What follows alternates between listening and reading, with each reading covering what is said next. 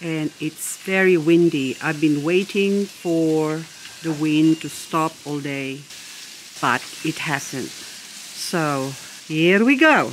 We are going to talk about succulent in focus, or a close-up look on my succulents. Hello there, my name is Liz, a self-confessed succulent addict. Welcome to my channel, Growing Succulents.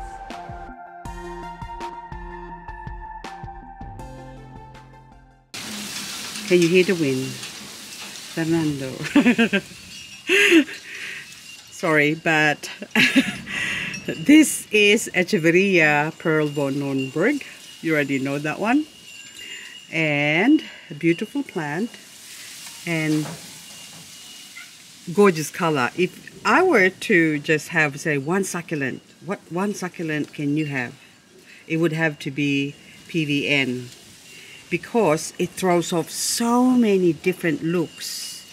So this one here came from one plant, so they just start shooting off, and if you have a look in the base there, you can see that there's just one stem in the center. But anyway, I'm going to pull back again because I'm getting too close and personal.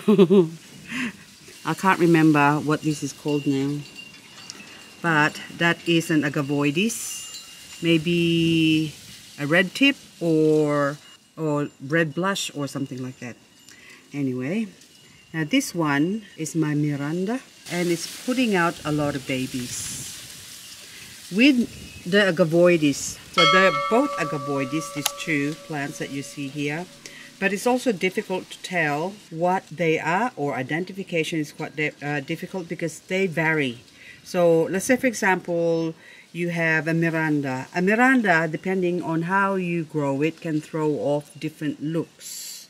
So it's the same with, say, ebony. Ebony here has got 3 heads, but this ebony here, there are so many different ebony looks. So I'm just gonna pan across to the top here.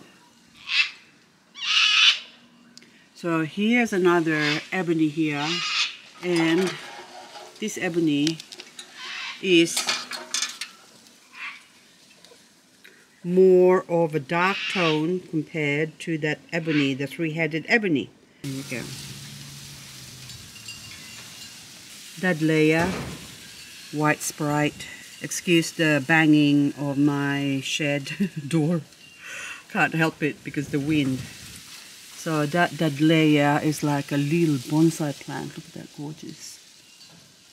Now this one here with the monkey, mostly longissima all around, and at the center is called Echeveria Nightfall. Nightfall is a tissue culture of Echeveria Bloody Maria. Now longissima here, this is a round form of longissima. This would have to be also one of my favorite succulents because of the color. I love anything that's red. I don't know, it just sort of puts a smile on my face, like that monkey there, like a happy, cheeky, contented monkey. You look so contented there, Mr. Monkey.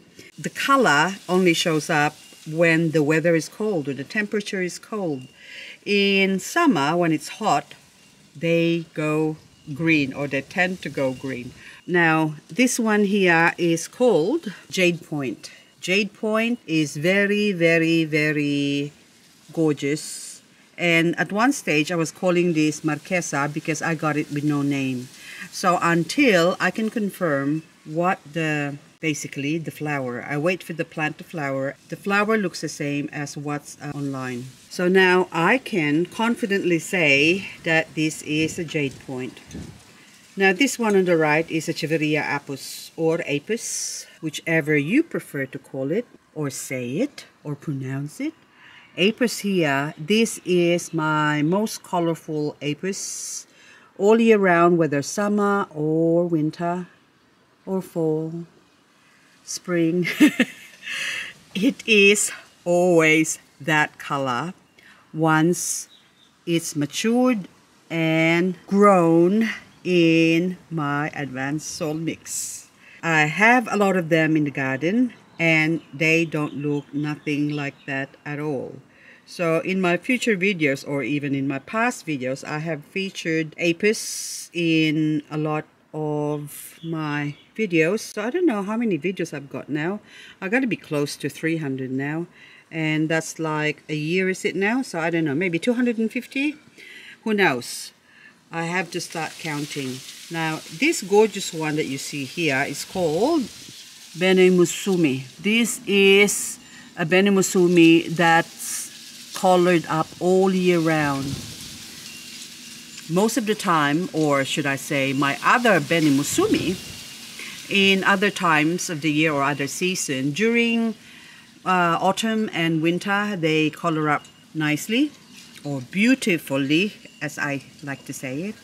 But when the weather's warm, just like the Longissima here, they tend to go green. Now, that one that you see over there is a very hairy succulent. This is Cetosa Rondelli, or also known as firecracker plants, I think. But this firecracker plant, you can see, that needs some cleaning.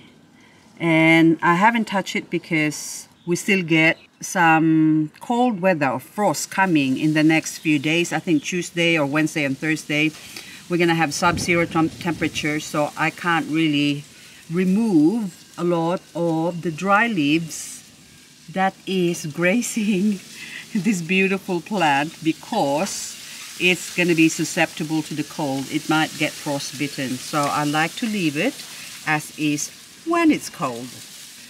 Now at the back there I have, that is one of my small form of Chaveria Orion. So let's go have a close look on the side here. There you go. So it's a baby Orion peeking and saying hello. Now this one here is Echeveria Monroe. This is a leaf-grown Monroe, and let's go pick it up. This is nice and fat. Beautiful plant. So Monroe has got to be one of my favorite plants. Well, as far as Echeveria is concerned, because I have many favorite plants. I love them all. But anyways, it's like these bend bodies here. This bend bodies here that you see is quite pale. So we're going to skip you because you have a more colorful counterpart somewhere. But this one has only been exposed here only for a few months. Oh, that apis on the left is just so gorgeous. Look at the color. Oh. Anyway, let's move on to Maria. I just met a girl named Maria. So this is a golden Maria. This golden Maria is grown from a crested Maria. So let's just go take this over to where the crested mama is that I already propagated. The sun's out, so it's not going to be very good. But anyway, the one on the left is the mama, crested form of golden Maria. And this one is grown from a cutting or a baby that pop out on the side of that crested one. So maybe I could block the sun so you can see better. Hang on, let's just go see. There you go. So that's a bit better.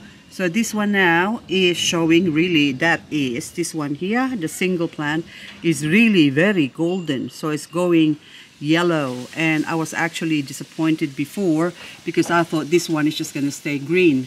But this one here has been grown in sort of the shade in a way.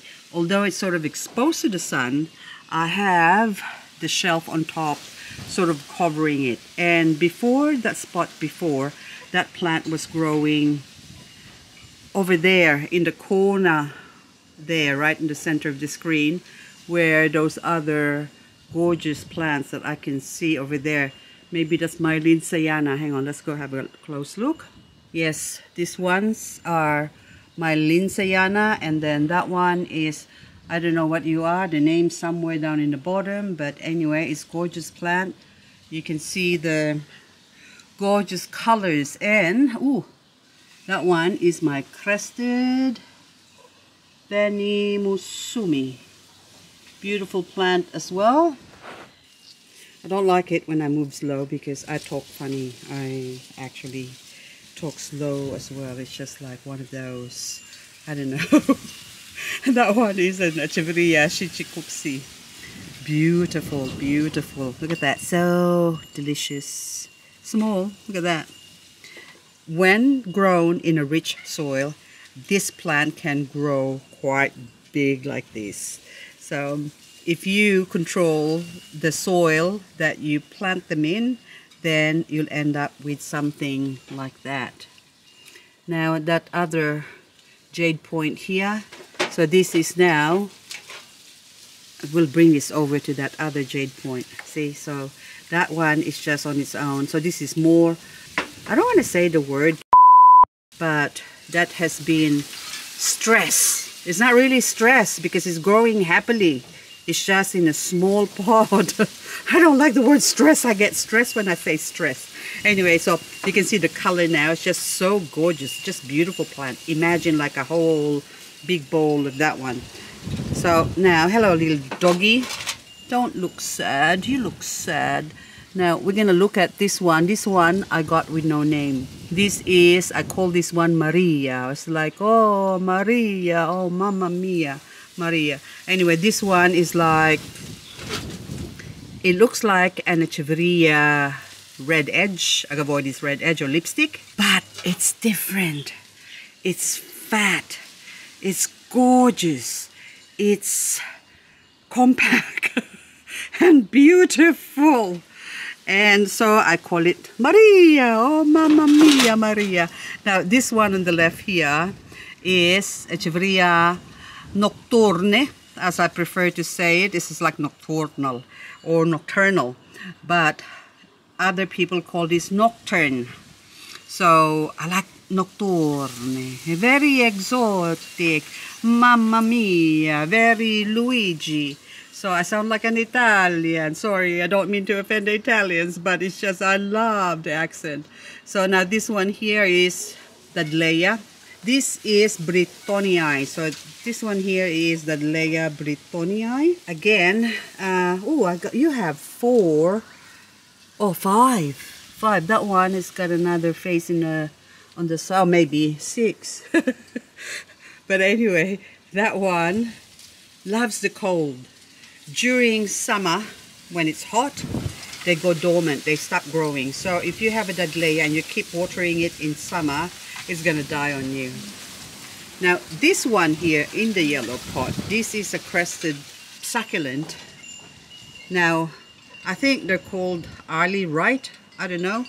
I tried to grow a leaf from this one, many leaves actually, many leaves, to try and get a single plant that doesn't crest up. But as you can see, even in the bottom there, there's babies, but it's cresting up. Now next one, I just saw this gorgeous one. This plant, I haven't got a single baby from this Pachyphytum diamond. And this Pachyphytum diamond, I've been waiting for it to flower, waiting for it to flower, but it never showed its flower. And when I had it, or when I first got it, see the center green coloration there. That's mostly what the color looks like, only it's sort of longer. Now, after having this for about 4 years now, I've got 1, 2, 3, 4, 5 plants. Oh, that one is actually double head, so you can say 5.5. Then this year I'm gonna take a couple of cuttings from that and propagate it, because I haven't even propagated this one yet. So I just like the way it looks. It's nice and fat and chubby. And look at that. And very frost hardy, sun hardy. Like I had it growing up the top of my shelf behind me, like right up the top before, where it was exposed to the element. And didn't worry it. Like, do you think it would rot as well with so much rain? Nah. And having planted it in a big pot here, this is quite a big pot and quite deep, I thought, oh, surely it's going to go green with all the rain that we had. But nah, it still stayed that beautiful, gorgeous color.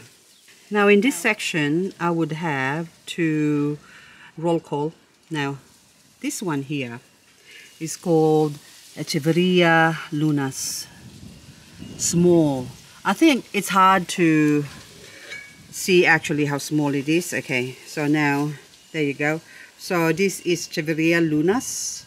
When I bought this one, it was only one plant, and now it formed a cluster. So it's got now 3 heads, and I actually propagated some from a leaf, and it is growing happily behind me, and I think it also has 3 heads. But anyway, so this one is sort of a pale color in comparison to this pink one here. So this one is Eleanor. So both of these plants are grown out in the frost, the rain, the sun. And that one on the left, Eleanor, is a very common plant. And it's quite inexpensive. So this one here, the lunas, is actually more expensive than, here in Australia at least anyway, than that Eleanor. Now, this one, I'm hoping it would just go all pink, but I don't think it's not going to do that, because I think, as the name suggests, lunas is like the moon. So maybe it's supposed to stay that color. Let's just go compare. Hang on. I'm going to put this down, because they look exactly the same, just about. See, the size and the shape of the leaves and the tips, even the center. And I haven't really compared it when it flowered, so maybe I get the chance to do that this year, because this one here, this lunas, has never flowered before. This is going to be the first time it's going to flower for me. So when this Eleanor flowers as well, then I can compare the two. But this is a beautiful, beautiful plant, Eleanor. Now I'm going to take you to my other Eleanor. This is one of my Eleanors. This is actually not a mummy. This one I'm holding is supposed to be the mummy. And these are now babies that I've grown from this mummy. So maybe the mummy was just so stressed that it turned pink. Now, this one is grown in the shade. This is a shady area. So this is next to my fence here, and where this one is grown is actually not there, but over on that side there, where it actually gets a lot of afternoon sun. So that is the spot where this beauty used to grow, or that's where she used to live in. Actually, I swap it with this one. So that one, that's the spot it was in. This is now my Albingeria, my gorgeous, gorgeous Albingeri, or Albingeri. I don't know why I keep saying Albingeri. But this one now, I'm gonna put this out here to enjoy more exposure, because I was hoping that that would color up more. Now, the teepee over here, this is Echeveria teepee. This Echeveria teepee is grown in this small pot. And I'm going to show you the mummy teepee. So this is actually my first baby that I propagated, or actually a cutting I've taken from my teepee. Now this is mummy teepee on the left and baby teepee on the right. And mummy teepee here has got more baby teepees in the bottom. So we're going to go tippy toes to 1, 2, 3, 4, 5. So I can harvest a lot of the babies this year. So I'm going to have 5, so 6. So this is all I've got. A lot of you has asked me if I'm selling any of my plants, and if I'm not selling, why am I not selling? Am I really that greedy that I don't want to share my plants with the rest of you? Yes, I do share my plants with my friends, but as you can see, these are the only plants I have so far. So a lot of my plants, I only bought one. Okay, now let's go over there while we chit chat. And then I have to propagate it and grow it, and that takes time. So it doesn't happen overnight, but it will happen after a year or two. So a lot of them will start off really slow, but then once they get going, they just go, go, go. But all of these plants I'm trying to grow, find out first how they can handle our weather here. Because if I can't, because my main idea of growing the succulents is not to just hold them and enjoy them. Well, I enjoy them, looking at them here in the backyard, but I really prefer to plant them in my garden, and that will take time. And I can't just go buy all the same plants at once. It's going to cost me a fortune. So I have to grow and propagate them. And once I've propagated them, then I can put them in my garden. So this one here, this is orange ice. This orange ice looks like a Hercules, but it's not. It's probably a hybrid of Polydonis and Lindsayana or something. Who knows what they look like. But this is my little cute Hercules here. So they look very, very, very different. And when they're not together, or you're looking at them or up close individually, they kind of look like, oh, that looks like a Hercules. But then once you put them side by side, you can see that it looks nothing like the Hercules. So this little Hercules here is quite small. And if I compare this Hercules now with the ones that is in the big pot. So down in the bottom here is my Hercules, which is basically the same plant as this one, except this one is grown in my advanced soil mix. And even the color, this one is like paler compared to that one there. So that one gets a lot of shade. And this is, I've got a lot of this grown in the garden, and they're a prolific grower. So if you want to grow a lot of beautiful succulents, then maybe Hercules is the plant for you. Just like my Apus there, because they produce a lot of babies and quick. And so as the Shichikuxi here. So this is another Shichikuxi here that is grown. Okay, look at that. Aren't they gorgeous? They're so delicious. Oh my God, I could just eat you. Anyway, so that's it, folks. That's all for now, because this is now going to be like epic video again, but I just saw this Van Keppel. You look at you, so cute. So I have two types. So this is my Van Keppel first one, the Diva. This is my Diva one. Wherein the mommy died when I separated the baby. She didn't like it. These are the babies now. And these babies, I think that's got one somewhere. Yes, on the side there, there's another. Can you hang on? So there's a baby growing on the side there. So anyway, I should really put this in here, but then that's grown in the shade here. But in saying that again, during winter, the color shows up. Now, last summer, it was still sort of pale color. Now, I'll be curious to see what it looks like this coming summer again after coloring up in winter. Now, last but not least, this is an Echeveria Cetosa Minima.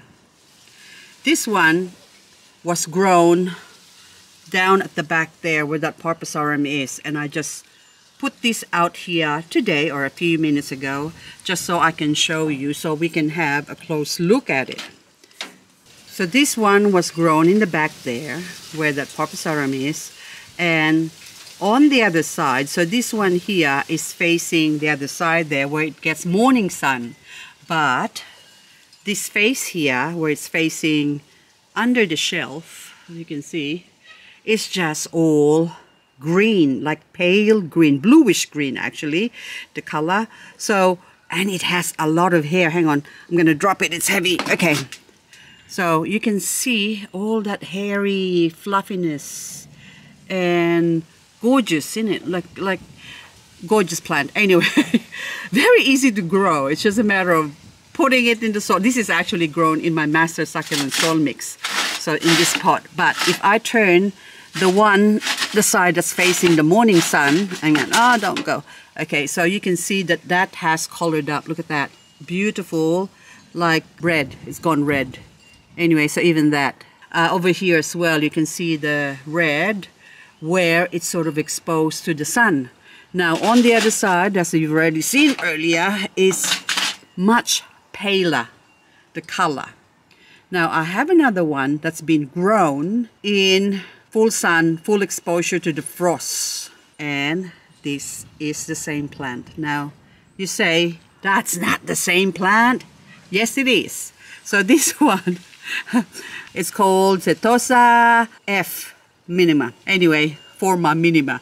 Long story short, this one now, you can see that, okay, let's go check you out. Okay, in the center there, or the center of this one and the center of that one, it looks the same. I just dropped some granite, but you say that's not the same plant. Well, it is. Now I'm gonna show you down in the bottom here, there's a baby growing. I'll just remove the leaves here so you can see the baby there. Oh, go away, sorry. Now I'm gonna kill the baby. Look, see the baby? Doesn't that look familiar? There you go. So that's what they look like when they're grown in the shade. So the baby there, small but perfectly formed, to look like this one here, which is big and perfectly formed. It's actually medium size. So there you go, guys. That's the end of our, can you believe that? Our succulent talk.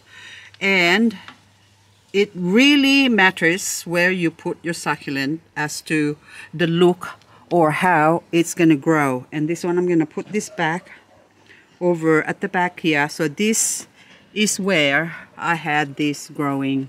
So this is exposed to the element. So northwesterly it's facing, and you can still see a bit of sunshine in here. I think it's about 4:30 in the afternoon now. And half an hour ago, it was still getting the sun. So the full, from lunchtime, from around, say, 11 o'clock to about 4 o'clock, this is exposed to the sun. You can see they're all like stressed and soft. That one, my black prince. Look, oh, there's a baby in there as well. And this one, you're also a Benemusumi. So this is the Benemusumi strain that I call Summer Pink. Oh, sorry, you're not. You're Frank. I'm a liar. There you go. The label's gone. So Frank, see, can you see Frank hybrid Summer Pink. Okay, so that's one of the Franks I have. But I call it Summer Pink because in summer, this actually looks pink. But in winter, it goes red. Almost the same like a Benemusumi. So now, I'm gonna go back to my opening intro of this video. Look at that. Doesn't it look the same? So Frank on the right and Benemusumi on the left. The one on the left is always that color all year round. And this Frank here changes color. But the shape of the leaves, look at the shape of the leaves. They're both the same. So that's why with Agavoides, it's very difficult to tell what they are. If you buy a plant, hang on, I just saw a rock here. If you buy a plant, I should really leave it, shouldn't touch it. If you buy a plant with no label, it's really difficult to, I'll leave it, to tell what it is. So people kept asking, could you please ID this? If it doesn't come with a label, you have to wait till it flowers and until you can identify it, because they are very difficult to identify. So off the bat, basically. Now, that's it. I'm gonna have to cook dinner now because hubby is hungry. Oh, I still got my Secunda Clara. Future videos I have, and that one is a Clara. So they look the same, but sort of different as well. So grown in the same soil, grown in the same condition, but kind of looking different. And if I point you to my other Claras, you're gonna say that Clara doesn't look like your other Clara. So there you go, folks. Have a lovely, lovely evening. Lovely, lovely day. It depends where you come from. And my little shamrock is so beautiful. Okay, and another Longissima. See what I mean with the Longissima? I just love the color.